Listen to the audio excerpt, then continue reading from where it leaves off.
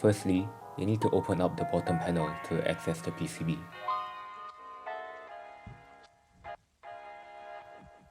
There are total 8 screws on the bottom panel to be removed.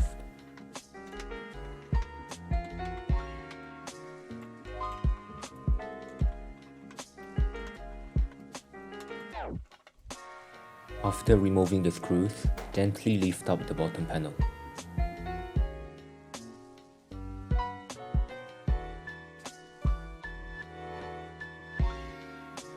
You have two options for UART flashing, either the Gamos UART cable or third-party UART cables.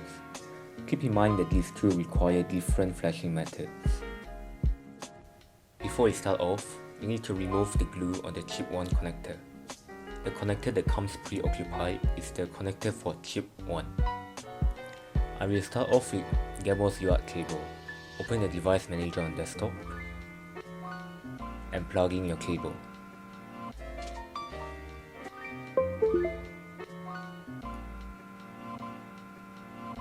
My cable showed up with port COM10. Open the update folder, which can be downloaded from the description below. Go into folder 1 and open up the program in it.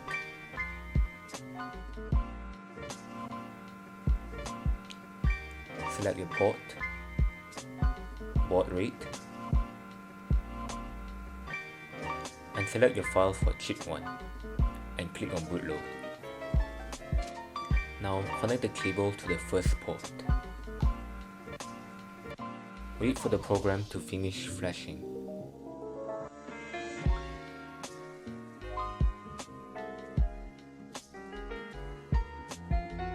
When it's done, the program might spam you with all these status logs. Just press on cancel, but in my case the program became unresponsive. So I'm going to open Task Manager and shut down the program.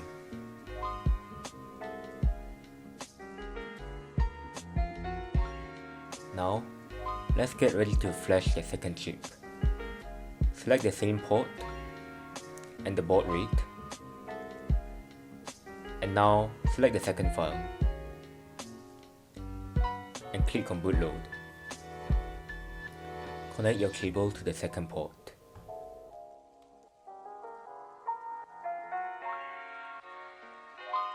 You're done with the first step now. Click on cancel and remove the cable and revert your Tasoller back to its original state. Before you get started with third-party UART cables, you need to know that there are two different types of UART cables. The two variations are TTL and RS232, and only TTL will work with Tasoller. If you have a TTL cable, please check if the voltages on the data line is 3.3 volts, as 5 volts can damage the chip on the PCB. I use the DuPont connectors to connect the PCB to the UART flasher. You can use any method you like as long as the connection stays firm. In my case, I had to bring the 5 volt from another source.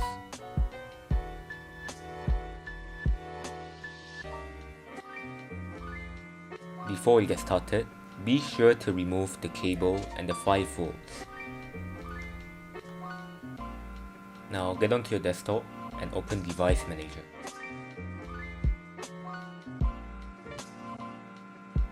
And plug in your UART cable or PCB.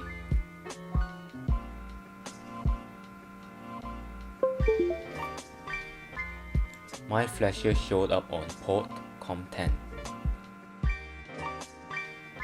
Now open the update folder, go into the first folder and open up the program in it.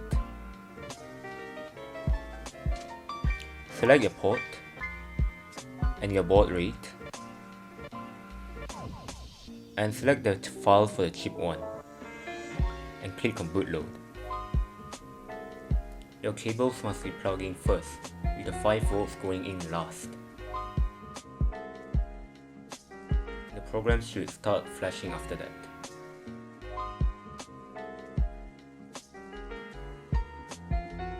The program might spam you with all these status logs when it's done. Now don't panic and just click on cancel.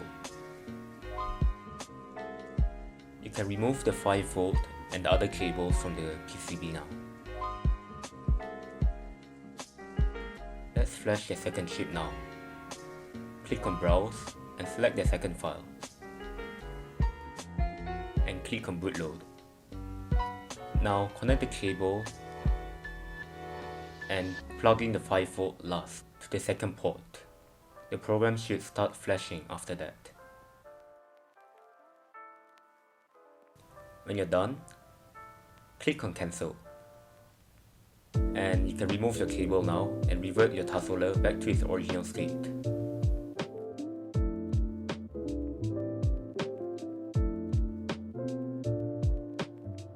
We are now going to flash the host and the LED firmware. So open up Control Panel and click on View Devices and Printers and scroll down to Unspecified. Now plug the cable into the power port on your controller and hold down the Function 2 key and plug in the cable to the PC port.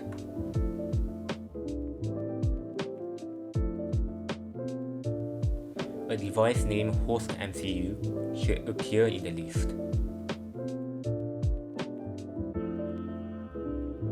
Now open the update folder and go into the second folder and open update 1.1.exe. Click connect, click open files, and choose the file for host MCU. And now click on update. Once the update has finished, click on disconnect. And you can now disconnect the controller from your PC. Now plug in the cable to the power port and plug in the cable to the PC port while holding down on the Function 1 key.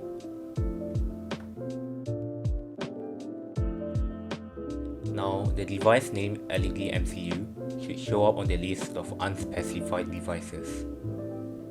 Now go back to the update program and click on connect and click on open files and select the file for the LED MCU and click on update. When it's done, click on disconnect and disconnect the controller from your PC. And that's it. Your Tasoller should be on firmware 2.0 now.